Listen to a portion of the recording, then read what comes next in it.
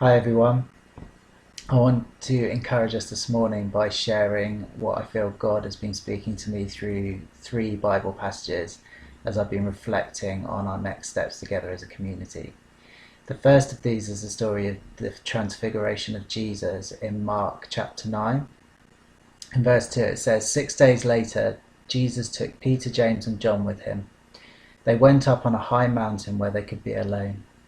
There, in front of the disciples, Jesus was completely changed, and his clothes became much whiter than any bleach on earth could make them. Then Moses and Elijah were there talking with Jesus. Peter said to Jesus, "Teacher, it's good for us to be here. Let us make 3 shelters, one for you, one for Moses, and one for Elijah." But Peter and the others were terribly frightened, and he did not know what he was talking about. The shadow of a cloud passed over and covered them. From the cloud a voice said, "This is my son, and I love him. Listen to what he says." At once the disciples looked around, but they saw only Jesus.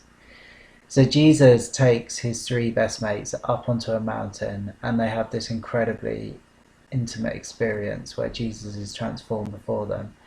And in that amazing moment, Peter's immediate reaction is to say, "This is amazing. I just want to stay here and live in this moment." And so he says, "Let's put up some tents and just hang out here and just enjoy this." But then God shows up and rebukes him and just says, "Actually, this is my son, you follow him." And as he does that, they see Jesus as they know him. And Jesus leads them down off the mountain because that moment was just for them. And it's actually interesting, I think, that having come away from that really amazing experience, they actually go into quite a tough situation in which there is conflict between Jesus' disciples and the teachers of the law, who are down there arguing, and a man who says, "I brought my son to your disciples to heal him," and they couldn't do it. And even Jesus in that situation seems a bit grumpy, sort of saying, "Oh, how much longer do I have to put up with this?" But as they go into that situation, the power of God's kingdom, it comes to people, and this little lad is set free from the things that bind him. And so it can often be our desire, I think, to remain in these amazing times where we experience God and see Jesus intimately. But perhaps this is a time when God is calling us away from those situations in order that his kingdom might be revealed to others. The second verse is in Mark chapter 1, and this is a story of Jesus basically launching his ministry.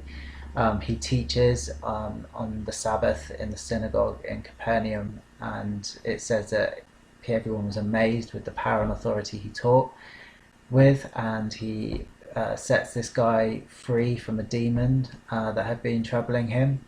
And then it says he goes back to Simon and Andrew's house and finds Simon's mother ill in bed and heals her.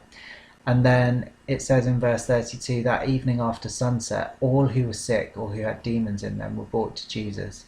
In fact, the whole town gathered around the door of the house. Jesus healed all kinds of terrible diseases and forced out a lot of demons. But the demons knew who he was, and he did not let them speak. Very early the next morning, Jesus got up and went to a place where he could be alone and pray. Simon and the others started looking for him, and when they found him, they said, "Everyone is looking for you." Jesus replied, "We must go to the nearby town so that I can tell the good news to those people. This is why I've come." So Jesus has just kind of launched his ministry with power in Capernaum. And the whole town is buzzing about this guy who teaches with such authority and heals everyone. And the disciples are really excited, saying, "This is incredible. God is healing people. The teaching is amazing. We're just building something and it's gaining momentum. Come on, Jesus, what are you doing out here? Get back to town and let's get on with this."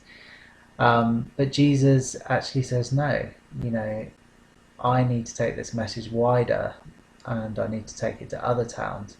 And so he doesn't end up doing what the disciples feel is the right thing to do. He takes the message wider. The third verse is in Mark chapter 6, verses 30 to 44, and it's a famous verse where Jesus feeds 5,000 people. And his disciples have just got back from being sent out in pairs to heal people, and they're buzzing with all the things that they've seen. But there's a lot of activity around them, and they're all really tired. So Jesus says, "Come on, let's go off in the boat to a place where we can be alone and just rest and spend some time together." But when they get to the other side of the lake, there are thousands of people waiting for them there. And instead of kind of looking at them and saying, "Oh no, let's go somewhere else then," Jesus has compassion on them and gets out of the boat and takes the time to sit down and teach them. And then he even miraculously meets their need for food and then directs his disciples to serve them the food and then collect it afterwards.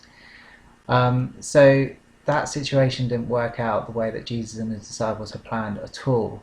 But Jesus responds with compassion and servant-heartedness and asks his disciples to serve them as well. And so this may be a time when we need to be servant-hearted too, and choose to lay down our own desires for this time of intimacy with Jesus in order that others may also have a chance to meet him too. So finally, I just wanted to say that I believe that this is just the first step on our journey. We've been given the next step. And at the moment, we don't have the complete picture. But I believe that as God speaks to each of us, we may feel God put on our hearts the things that we need to bring to fill another piece of the puzzle which we feel is not being met. Or I also feel that God is speaking to us a lot about unity in the church in Southampton at this time. And I believe that we as a community have been given the next step on what God wants us to be involved in. But I also believe that God is speaking to other churches and other congregations in Southampton about the things that he wants them to do. And I believe that as we journey through this time, that God will continue to knit us together as a church of Southampton, and we will begin to see a more complete picture as we journey through this time together.